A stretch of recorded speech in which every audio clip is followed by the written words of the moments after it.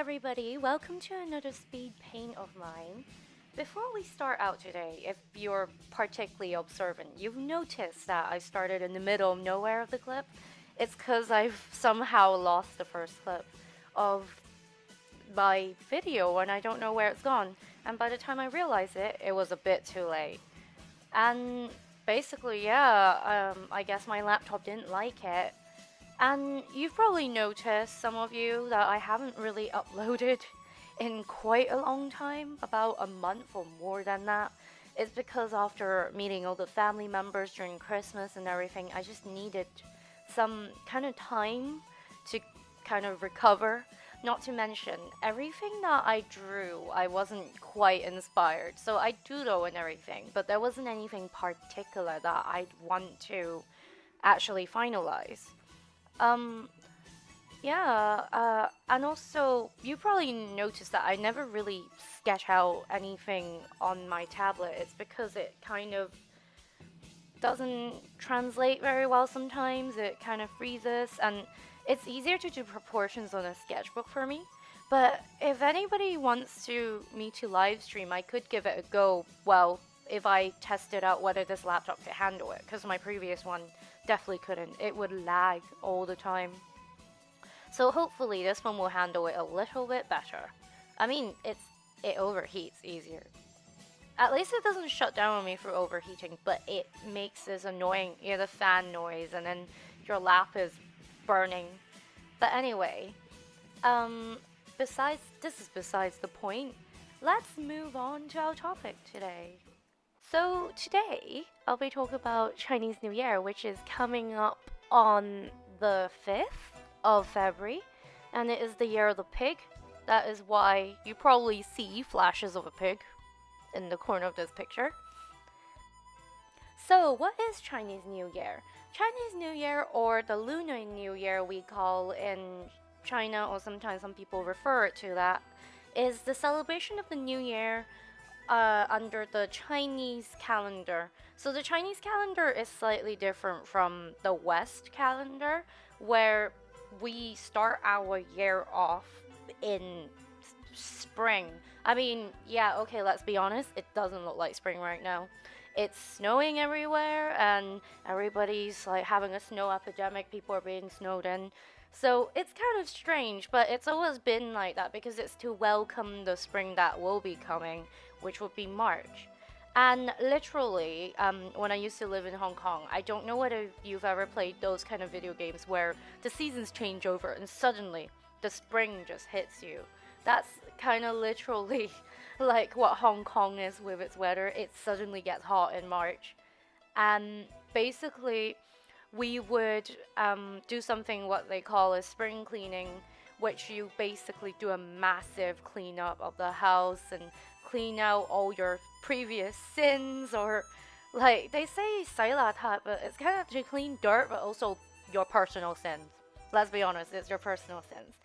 There's actually this really, really interesting story that we used to get told when we were younger about a monster coming and basically terrorizing the village, and in order to scare it away, people will put red everywhere, and that's why they had the firecrackers and also made noise because the monster was scared of noises.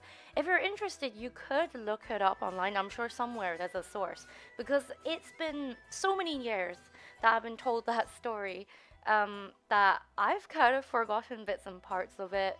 I don't remember the head to the front, and also to actually translate it within my own head it will take a bit of time because I used to be told about it in Cantonese, obviously, so it's ingrained in Cantonese somewhere.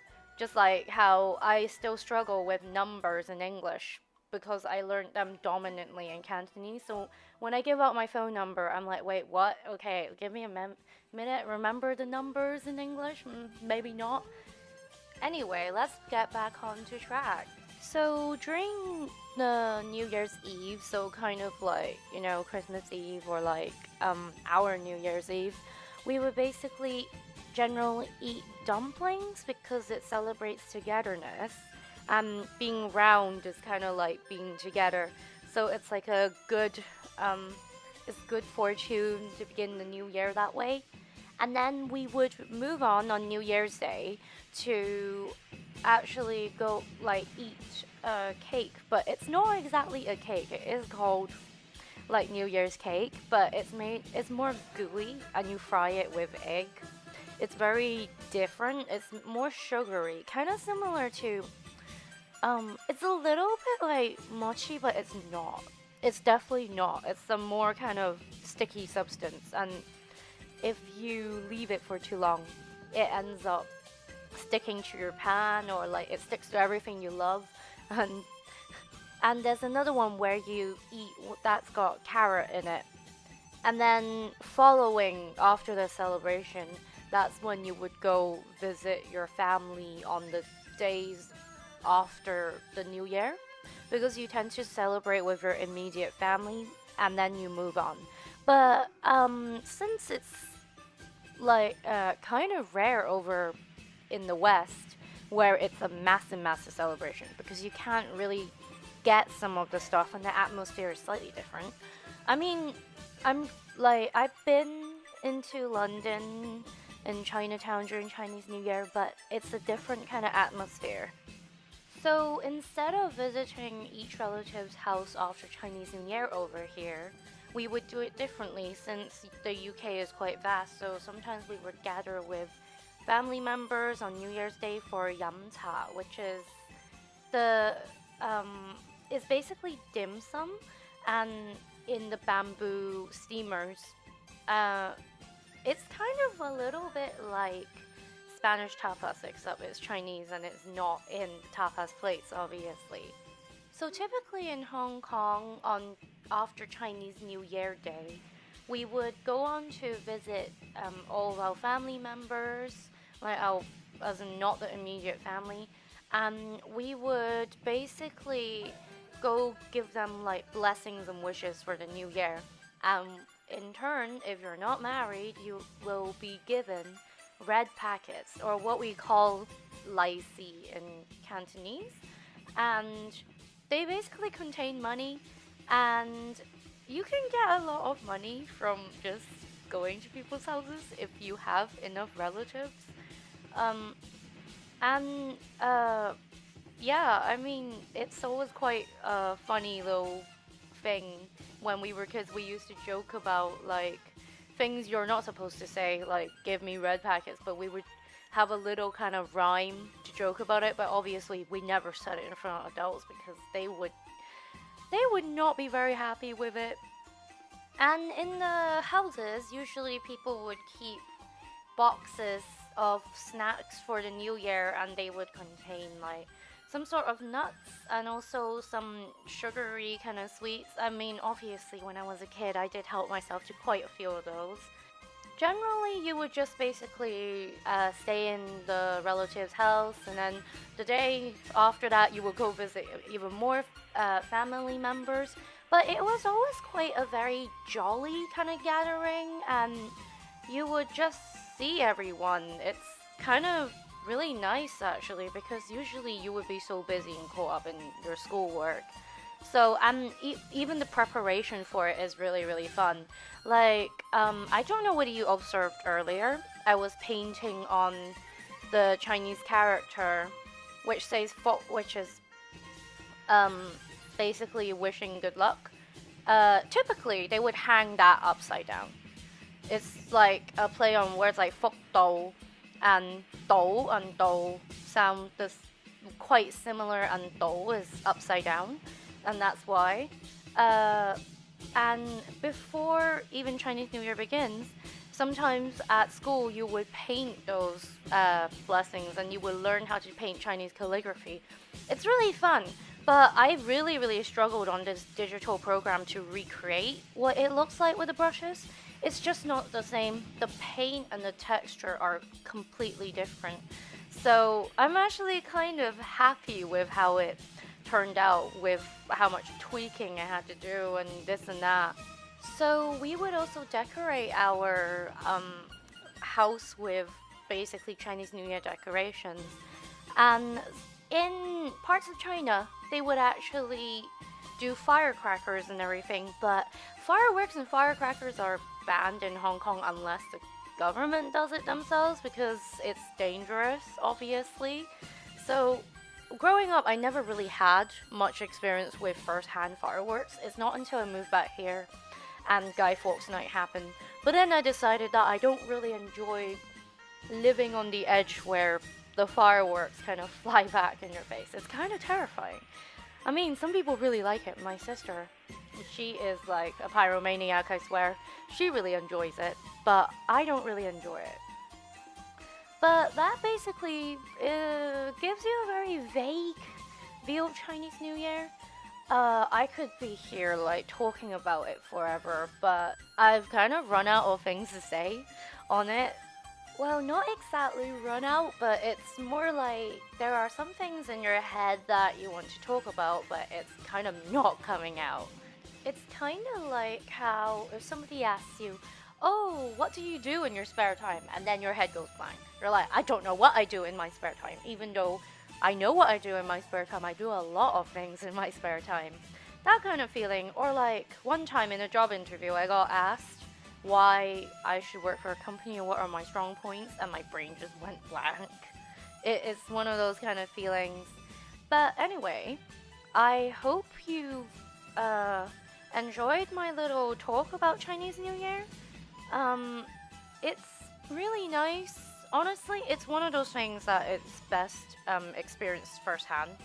Though people that are not used to how things like how Asian culture is might find it a little bit confusing, especially if you go to Hong Kong. I mean, don't worry, a lot of us do speak English because we got colonized. So we typically learn English, Cantonese Chinese, and also Mandarin Chinese in school. But my Mandarin is like my Achilles heel. It's my weak point because I don't really use it very often. And I'm hoping to kind of like polish up on it, but I will think about it. There are certain reasons why I didn't go further with it, but I won't discuss them on here. Yeah, that basically concludes my kind of little talk of Chinese New Year. I'm still kind of trying to get used to this kind of medium where I'm talking to nobody and it feels really awkward. In this case, like, I'm doing it with like people in the other rooms, so it's kind of awkward. They can hear whatever the hell I'm talking about. And where I also generally live, there's people living in flats above me, so sometimes I get woken up by like a thump, and then you're like, what happened?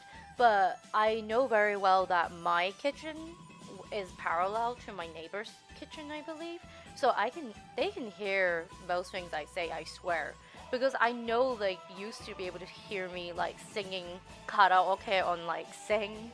And they even like made a comment, I think they were saying it sounded really nice and it helped him sleep, but I was like, oh my god, I'm being so loud, whoops. Because I would choose like freakish hours to actually sing. Like, you know, 1 or 2, you know, when you suddenly feel really motivated at like 1 a.m. to do things. That's me. Sometimes my brain is like that, or some days I just can't sleep. But yeah, I really want people to tell me what they think about all these kind of videos and whether you enjoy having the kind of human verbal input into it, or maybe you just don't want to listen to someone and just watch somebody draw all the time. This is also my first actual like original art versus like fan art because on this channel, because generally all the pictures I've done previously are just me being a fan of something, like starting with Headers is officially the first Speedpaint, but The Witch's House I consider as the official first verbal one, and I did surprisingly well on that one. I did have a few mic issues. I still have mic issues because I keep constantly swapping it around. Like in the previous one, I had to hold up the mic, so it was kind of weird. But now I somehow found a clampy thing and I stole it. Like, it's mine now. So I've clamped it to the table and it's working a lot better. But working out the distance between me and also the mic is also really different.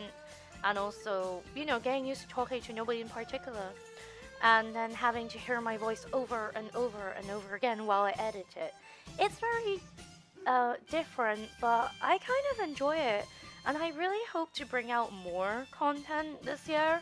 It's kind of like I want to at least bring out 2 pictures a month so that I can have one that I can choose from. And also because sometimes I go sell at conventions, it really does help. This picture was actually surprisingly not too bad to draw, apart from, as you can see on the screen right now, I'm detailing like all these little bits, and I was actually kicking myself when I was looking at it. I was like, really? Embroidery? Why did I decide to draw like a cheongsam? Because that's a lot of embroidery and a lot of pain. Basically, you just kind of sit there. I mean, I just came up with a random pattern. I did have a search of patterns, but I didn't really find any in particular, or just kind of made it up on the spot, and it seemed to be working quite well with it. I quite enjoy detailing, but I also really hate doing details, ironically. It's one of those kind of things you always kind of suffer with as an artist. Anyway, thank you very much for listening to me, and I hope everyone had a good new year, and I will wish you all a sunny 快乐, which is Chinese New Year blessings. Well, technically it just says Happy New Year, the same thing. But and basically I will see you in the next Speedpaint, and let's hope that I'll get used to talking to nobody, and that I'll have more things to say. If you want me to talk about like story times or weird stuff, because weird stuff does happen to me, please let me know. Thank you very much for listening to my voice, and goodbye.